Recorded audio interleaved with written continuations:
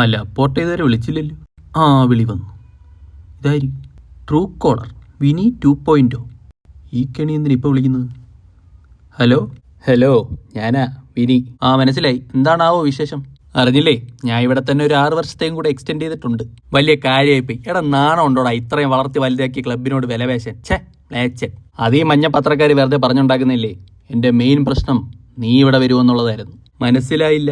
നിന്നെ സൈൻ ചെയ്യാനുള്ള ഒരു പ്ലാനിങ് ഇവിടെ നടക്കുന്നുണ്ടെന്ന് ഞാൻ അറിഞ്ഞു. എഗ്രിമെന്റ് പുതുക്കുന്നതിന് മുമ്പ് നിന്നെ ഇവിടെ എഴുന്നള്ളിക്കരുത് എന്ന മെയിൻ കണ്ടീഷൻ വെച്ചിട്ടാണ് ഞാൻ സൈൻ ചെയ്തത്.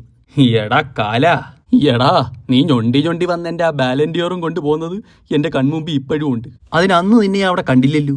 ആദ്യം റീലി കണ്ടത്.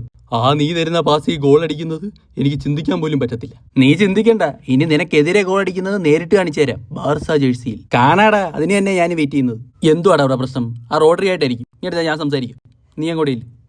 ഹലോ, ആ റോഡറി ഞാനാ റൂഡിഗർ. ഡോവാ വെകിളിച്ചിറക്കിന് പറഞ്ഞ് മനസ്സിലായിക്കോളൂ. എന്തിനും കരച്ചില്ല. അത് ഞാൻ നോക്കിക്കോളാം. പിന്നെ നീ സിറ്റിയിൽ നിന്ന് ഇറങ്ങിയായിരുന്നു? ഇതുവരെ ഇല്ല. ഏത് നിമിഷവും ഇറങ്ങും. എങ്കിൽ ആ ഫോണെന്ന് ഹാളന്നെ കൊടുക്കാവോ? ഡാ ഹാളണ്ടേ നിനക്കാ. ആരാ? നിന്റെ ആള് റൂഡിഗർ.